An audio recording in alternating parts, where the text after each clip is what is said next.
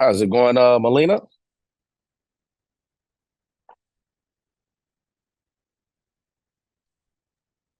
Hey, brother Kwame, how you doing? I'm doing all right. Sorry for the late start. Had a little bit of technical difficulties trying to get this zoomed out so everybody can watch this. But I'm glad to have you on here. Good morning. I know it's like what you like 2 hours behind out there in California, right?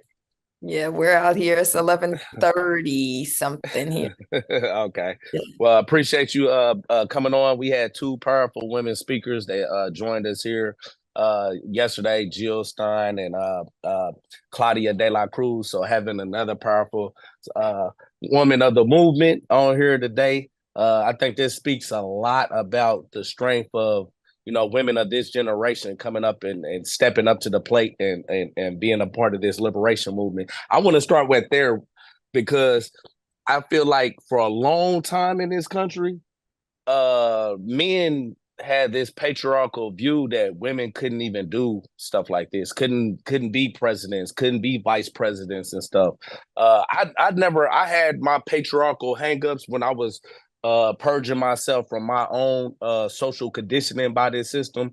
But that's one of the things that I never was socially conditioned by. It just seemed like the most irrational thing in the world. Is like why women can't be great leaders too. Like I never understood that. I want you to speak a little bit to that, and then we'll talk about what we was talking about electoral politics and how this is being related to building revolutionary movements at this point in this country's history. Sure. Well, again, thank you for having me, and I'm glad that you're uplifting the legacy of women's leadership, and I'll say personally, Black women's leadership in particular, that we know that patriarchy is actually a white supremacist practice, right? Right. That if we understand leadership and organizing and the way that power structures have always worked, what's indigenous to African religions, African spaces, pre-colonial Africa, prior to, the insertion of colonialism, African women, Black women have always been at the forefront of leadership. In fact, there's one of my wonderful sister mentors in scholarship, Nadav, writes extensively on the role of women in maintaining societies in pre-colonial Africa. So we got to remember that, and we got to remember that we carried that with us here Mm. to this country. So, if we think about women like Harriet Tubman, the most successful freedom fighter against chattel slavery in the history of this country, nobody said, or one person said her ex-husband, right? But very few people said, no, I'm not following Mama Harriet because she's a woman, right? Hold on a second. I got kids around here.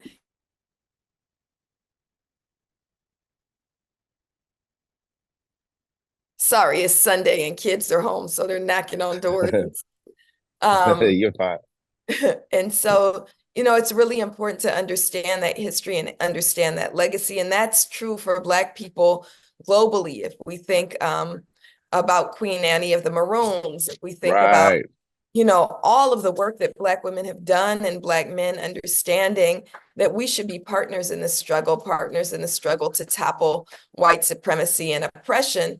That's been part of who we are. And in her book, Women, Race, and Class, Angela Davis points out that it was part of white supremacy that actually got gender roles shifted away from, our practices as Black people to kind of try to start mimicking the gender roles of white supremacy. And so that's not true to who we are. That's not true to who we are in terms of revolutionaries either, that we have to be engaged collectively. And you turned sideways for some reason, Brother Kwame. That was, yeah, now you're Yeah, they told me to turn sideways. So I was just following instructions. well, now I you think they was trying to get it where on the computer screen it widens it all the way out. The fact that I'm doing this on the phone because we couldn't get this computer screen up and running. So I like it just like this. We'll edit it later, I guess. yeah, that's right. That's right. So anyway, that's my response to the role of women. And if we're real revolutionaries, we assert that we proactively reject misogyny and Right. patriarchy Absolutely. and Yeah. understand that for us to move forward revolution, all of us have to be engaged in that practice. Yeah. Yeah. Black liberation is all hands on deck. I even look back to one of my favorite liberators, and that's Queen Nzinga. You know what I mean? Like, no one Right. can look at her legacy and say this woman wasn't a genius, a strategist, politically astute enough to trick, the European colonizers that was trying to manipulate her, and she have to play along with the game. To me, for men to still have that mind state, it really speaks to like the lack of political education. Because I be thinking like 500 years from now, what is that generation gonna be thinking about? People that still have these type of views today. It's just like when we look back at some of the things in history, like the witch hunts and all that stuff, we be like, well, how could people even ever believe like that? You know what I mean? But in this day and time, it's your responsibility, it's our responsibility to get rid of some of these views of our oppression. You know what I'm saying? Because that's what it really is a reflection of. It's a reflection of, like you said, white supremacy, colonialism, and us internalizing that and projecting that back on our own community. I want to speak a little bit about how does this time in history with electoral politics, how does that connect to the bigger vision, which is revolutionary movement building, Black liberation movement building? You know what I mean? For Melina Abdullah. Right. So we know that no oppressed people have ever voted themselves into freedom, right? Electoral politics is one tool in our toolbox that I believe we have to engage in. But it's never going to be just you went to the ballot box and now we free, right? That's never happened, and that's never going to happen. I think this election, though, in 2024, is an opportunity for us to really advance our vision. The first Black woman to ever run for vice president of the United States was a woman named Charlotta Bass. And she always said, win or lose, we win by raising the issues. And so we need to think about electoral politics as a means by which we raise issues, as a means by which we expand what our vision and options are for the world, right? Where we can say, it's not about it's not about whether you want evil one or evil two. Do you want environmental degradation on steroids or environmental degradation light, right? Do you want racism on steroids or racism light, right? I don't want neither one of them evils, right? Right, So right. we have an opportunity in 2024 to lift up what it is we want rather than tinkering around the edges of fundamentally unjust systems and saying things like, well, we want police reform. No, we want police abolition, right? Right. So that's what we're seeing. And I'm running for vice president with Dr. Cornel West. That's what we're attempting to do, is lift up what it is we really want and challenge all of our folks to come along with us, and people who might not have even heard of these ideas.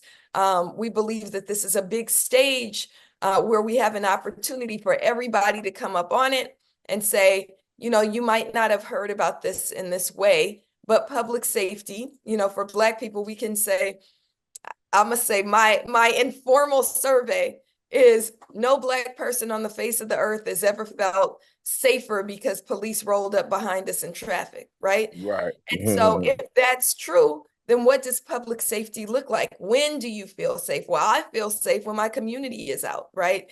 And so how do we invest in those kinds of things as Black people? And we know when Black people get free, everybody gets free. Absolutely. We had Jill speak a little bit about her campaign. We had Claudia here speaking a little bit about her campaign. In our movement, we're promoting all third party candidates. No matter who anyone votes for, we saying don't vote Biden, don't vote Trump, vote a third party. You know what I mean? What is your platform if you had to explain why people should vote for you and Cornel West, why y'all vision is a vision of liberation for the people. How does that platform look like? Sure. So, I agree. Definitely don't vote for Trump or Biden, right? Um, why we want folks to vote for Cornel West is I think it's really important to look at what our platform is, right? Our platform is about expanding the things that we know we want to embrace real justice in those areas. So rather than saying just healthcare for all, we say healthcare justice. So what does that mean? It means healthcare for all. It means comprehensive quality healthcare for all, but it also means recognizing the apartheid that's embedded in the healthcare system. So recognizing that healthcare for all has to address Black mother mortality and Black infant mortality. It has to address the ways in which Black people are underserved and really targeted by the healthcare industry, right? As we talk about environmental justice, we have to look at the ways in which environmental degradation especially impacts Indigenous communities and Black communities. And then we have to look at the ways in which all of these justices, these demands for justice intersect. So as we're talking about land back, right? And I don't know if other campaigns, I haven't seen it, are talking about, as we talk about Indigenous rights, we're not just talking about rights for Indigenous people and land acknowledgement, but what does that mean to say some words and not say, yeah, this is stolen land and you should get that back, right? Land back, right? And engaging in that way, but understanding also that as we demand land back, we're also disrupting and working to abolish police, because land back would mean that the Muskogee land where they're trying, the Weelaunee Forest, this Muskogee land, right, where they're attempting to build Cop City in Atlanta, Georgia, right? If we do land back, that means the end to Cop City. So all of these justices intertwine. And so we're encouraging everybody to engage. We're encouraging everybody to hop on board. The last thing that I'll just say, and it's one of many things, but the last thing that I'll say here that I think distinguishes us is we've been assaulted for not having money, right? I'm going to say straight up, we don't have no money. We have no money. We are broke. We are broke, right? That's okay. Most Black people are broke. Movement is broke. Indigenous people are broke. The reason we're working class is because we're broke. We are moving from a position of recognizing we got to advance poor people and working class people. And so our campaign, we need dollars, but our campaign, I told Dr. West, let's be proud of the fact that we're broke, because the reason that we're broke is we refuse to sell out. And so I'm grateful that I have hella Southwest Rapid Rewards points, right? And so when I got to go somewhere, it's on the points, right? I'm grateful that, and I would get up and run to the other side of the room to show you something. We don't even have money to print stickers, but you know what that does is my girl Megan, who I call, one of the most brilliant young organizers. They're 26 now, but one of the most brilliant young organizers in our movement. They got them and their sister. She and her sister have a sticker maker, and she printed 5,000 stickers on her sticker maker, right? It's a way our brokenness allows us to say, this is everybody's campaign, and everybody jump in it however you can. We're not going to be able to have money to hire consultants to pay for even things like travel. We need you to do it, and we need to make it our collective campaign. Absolutely. We speaking about this because I think a lot of people don't understand like how much this is not a democracy of the people. I think that's one of the biggest misconceptions. This is the democracy of the rich. It's always been. It's a dictatorship of that class. You know what I mean? This a capitalist imperialist class, that 1% that Wall Street talked about, even actually less than 1%. We was supposed to have this convention at over there on 910 East Keefe Avenue. They, right before we had this, the city ended up revoking the permit And mind you, we're in Milwaukee, people, Democratic city. You know what I mean? This is a lot of black politicians, which I call neo-colonial agents. You know what I mean? That works for the system. They're professional representatives that's working for the interests of finance, capital, corporations, and stuff like this. Uh, y'all attacked the People's First Convention and try to shut that down, but you don't attack the Nazis with Donald Trump and all this. I think that says a lot about this system. Even this petitioning drive that third party candidates have to do, like over in Indiana, the Democrats and Republicans only need 4,500 signatures, but third party candidates need like 37 or 38,000. And oftentimes that means double that amount because the Democrats and Republicans can challenge it, and it gets a lot of those discredited. Um, Another contradiction I saw, because this is my first time being involved in third party electoral politics at throughout my life.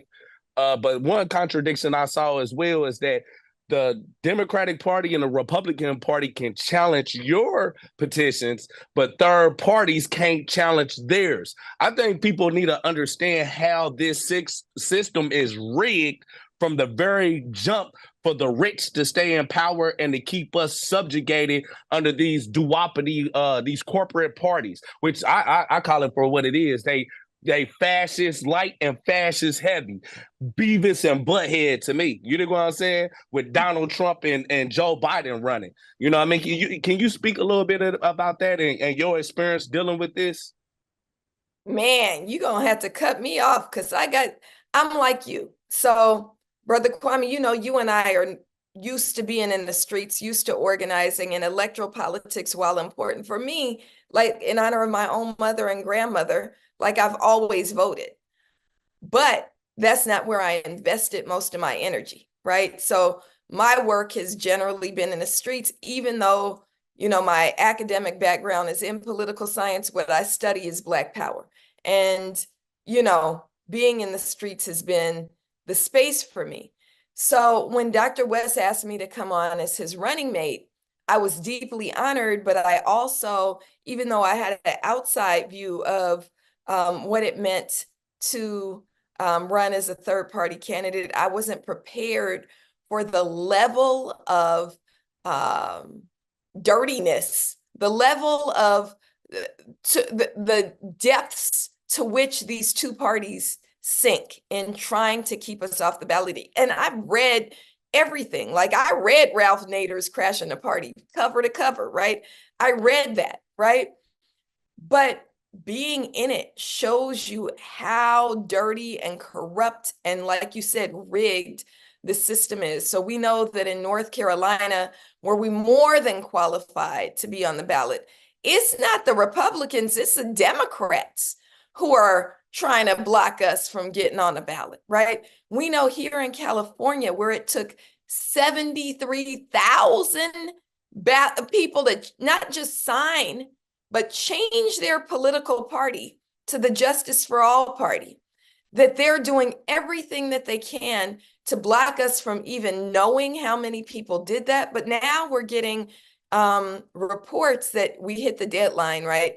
But we still don't know if we hit the threshold, but we're past the deadline, that everybody's now sending back their voter registration cards. And even though they registered under the Justice for All party, they have been put down as no party preference, which means that they're not going to be able to be counted as us, right? As a vote to put us on the ballot. So I've never seen anything like this.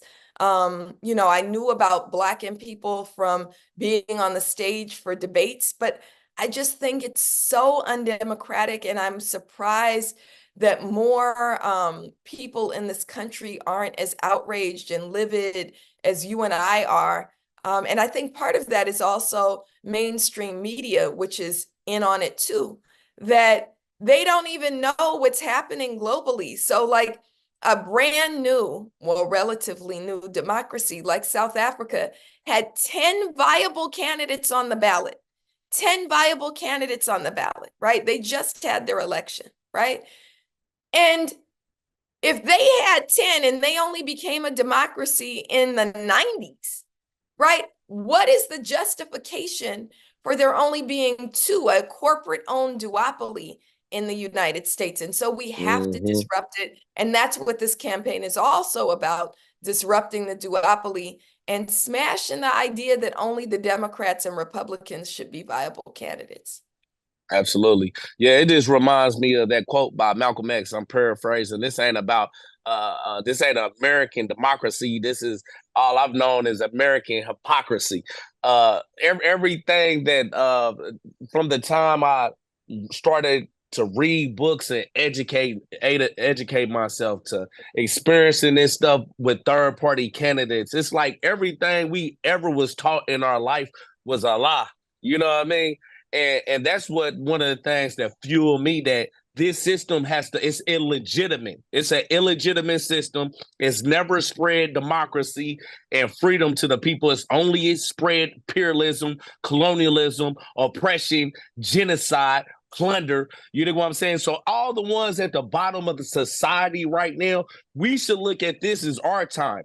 Both of these parties are weak. You know what I'm saying? This is time for the wretched of the earth, the bottom. I like how Sherry Hunkela, she's the leader of the Poor People's Army. She says, we're not from the left, we're not from the right. We from the bottom, and we're coming for those at the top. I love that. That's right. Yeah. That's absolutely right.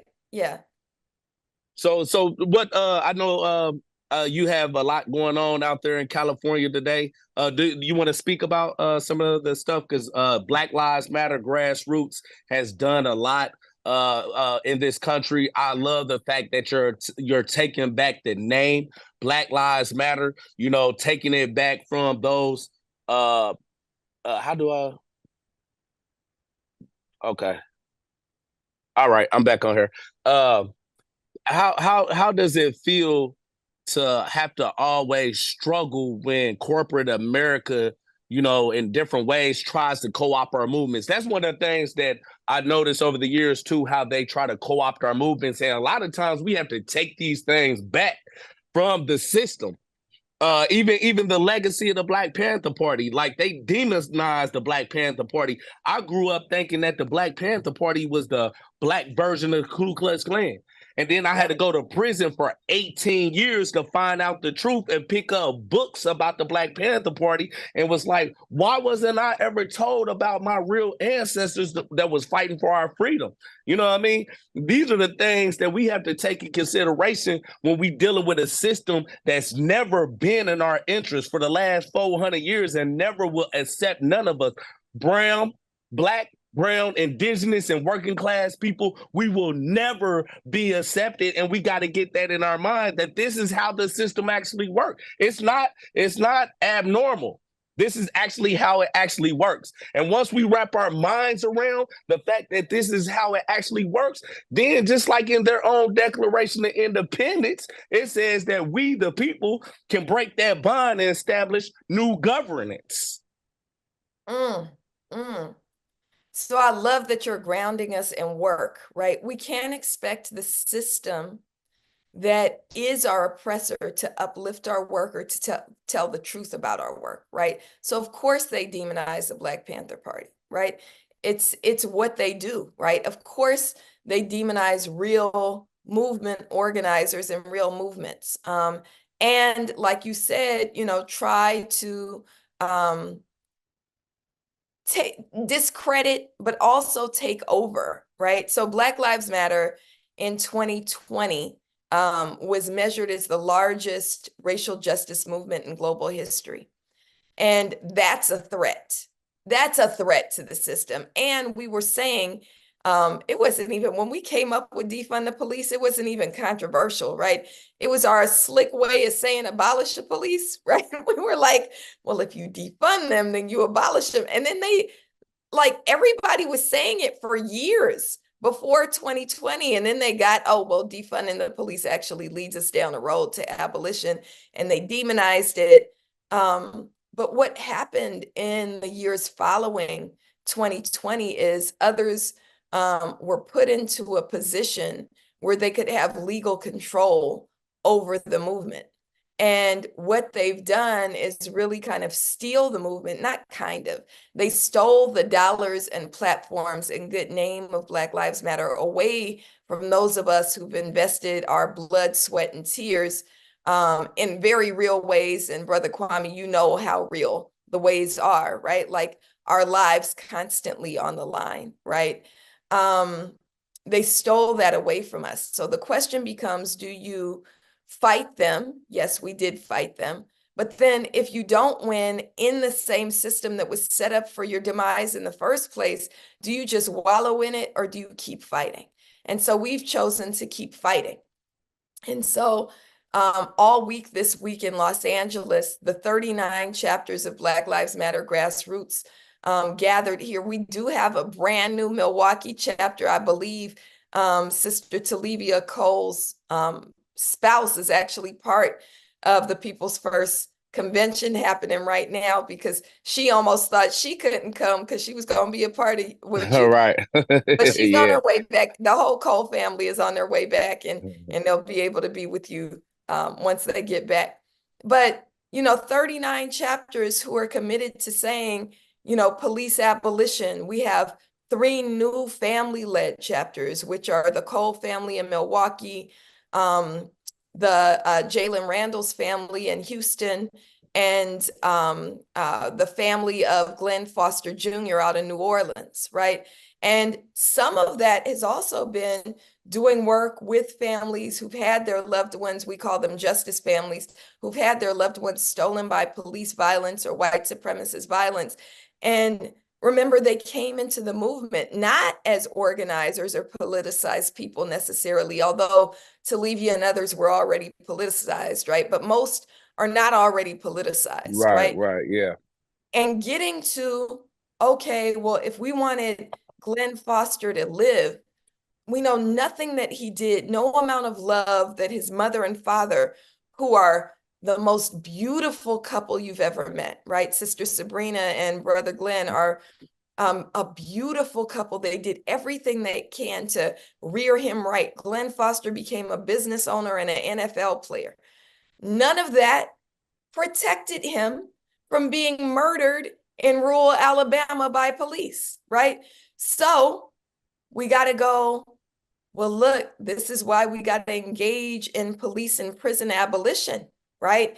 And move our people along with us. And we were grateful and very fortunate to do that here in Los Angeles over the last week. Yesterday was the 11-year anniversary of Black Lives Matter. And we always remind folks that Black Lives Matter grassroots is Black Lives Matter. Those other folks who spend money on $1 million mansions and self-dealing contracts, they're just usurpers. They are thieves. They are, not of the movement. They've never been in the movement, and they like to stand on red carpets and not front lines. Our movement is about standing on front lines and fighting for the liberation of our people. And we're not going to give it up just because somebody tried to steal it. Absolutely. Well, I always refer to you as the Sada Shakur of our generation. We appreciate the work that you do out here, staying boots on the ground. It's called Black Lives Matter Grassroots for a reason. If you ain't out here with the people, if you ain't out here standing in the trenches, if you ain't out here having sleepless nights, I think the first time I met you was like 2 years ago on my book tour. I'm driving down the streets in Los Angeles, and then I look down the street. I was like, "Ain't that Black Lives Matter, L.A.?" And we pull over, and I see a Melina Abdullah out there. They shut down some type of Congress person's house or legislative person's house over there, surrounding it, like out there with the bullhorn, with the tents. You know what I mean? Like in the trenches for real. You know what I mean? And that was the start of me learning more about how on the ground you are with your what Black Lives Matter means to you, Black liberation means to you. So I commend you for all the work you've been doing in our community. I know you have a lot going on today and the rest of this week. But I would like to leave you with the opportunity to share your last words with all the ones that's zooming in right now, or at the People's First Convention here with us. Sure. So thank you for that. And yeah, that was, we were in front of the home of racist city council member Kevin De Leon, who has the nerve to be running for reelection. We already beat him a little bit because there were too many opponents, but 70 something percent, 73% of, no, 77% of his district voted against him in the primary, and we know we're going to get him out in the general. And so we spent 18 days camped out in front of his house. He said movement is nothing more than 25 Black people yelling. So we decided to exactly 25 Black people showed up in front of his house and showed him what it was like to have 25 Black people yelling 24/7 in front of his house. So we did that, and we grew beyond 25 people. It wound up being hundreds, but we're going to force him out. That's what we do all the time, right? And so earlier this week, police were trying to hand out food bags in our neighborhood that we call Africa Town. We chased them out. We don't need you to think you could bribe us with a head of lettuce. We feed our own people. Get out, right? And so that's the work that we're doing. That's the work that we're seeking to elevate through this campaign. And I'll just say finally that when the decision came to run for vice president, I didn't make it on my own. Of course, I checked with my children. I'm also a single mama of 3 kids. And then I'm also a Black mama of I'm a Black daughter, right, of a Black mother. So I still asked my own mama for permission. So got my mama and my baba to get in on it. But then the third group I went to is my organizing family and organizing community. And so you all said yes, right? And so I know that this run is one opportunity for us to uplift collectively what it is we want, need, and deserve for our people. If anything, the last couple of weeks have showed us with that disaster of a debate. And I don't know about you, but I can't talk for 30 minutes without cussing. I've been trying to hold it in, but but I never ever used the word shit show in my life ever, right? Right. But watching that so-called debate, I'm like, oh, that's what that word means, right? It was a complete shit show, right? Right. And then watching this shard, I guess now they're admitting it was a shard of glass that might have grazed Donald Trump's ear, right? Right. And this whole thing, right? Watching this whole thing should tell us, like, if we believe in freedom for our people at all, even just a little bit, we have to absolutely disrupt this corporate duopoly. If we are fit to wear it, and I don't have it on because it's hot in LA right now, but if we're fit to wear a keffiyeh around our neck, right? Then we have to absolutely disrupt this duopoly that's sending billions and hundreds of billions of dollars to bomb babies in Palestine. And, if we look at the Pentagon budget, it's 1.3 to 1.5 trillion dollars. It's more than every other department combined, right? If we kept the dollars here, we could house everybody, feed everybody, educate everybody, provide health care for everybody. If we understand that, then we have to understand that electoral politics is important in advancing the revolution that's necessary to get us free. So finally, I'll say everybody get involved. Everybody, get involved in a campaign and vote. But more important than that, everybody get involved in a movement. And we would love to have people join BLM Grassroots, which can be followed on all social media as BLM Grassroots. But whatever it is you get down with, get down, 10 toes down, make sure that we understand what's at stake and fight for what it is we know we can have if we're all engaged in the struggle. Absolutely. I'm gonna end everybody this with one of my favorite quotes. I say this a lot in my speeches. Franz Fanon said, "Each generation out of relative obscurity must discover its mission, fulfill it, or betray it. Our mission is to end this system." once and for all in this empire. It's like the Black Panther Party. Huey and them said, we in the belly of the beast. You know what I mean? It is for our people to recognize that we have a big, significant historical role in ending this chapter of human civilization and ushering in another chapter of human civilization where we can relate to each other as human beings, free associating human beings, that cares about ourselves as a species. Because I mean, we destroying the planet. You know what I mean? We might go extinct if we keep on allowing these fascists and these imperialists to keep on controlling, you know, these countries around the world, destroying everything they do. They don't even care about their own progeny. They kids 50 years from now is gonna suffer from this. They suffering right now. Like, we see how hot it is out here in a lot of cities that wasn't this hot. You know what I mean? So yeah, this is our historical mission, y'all. Black liberation ultimately must lead to human liberation. So having you on here, Melina, it's been an honor. All power to the people. Appreciate you, comrade. Power to the people. I'll see you soon, and God willing. Absolutely.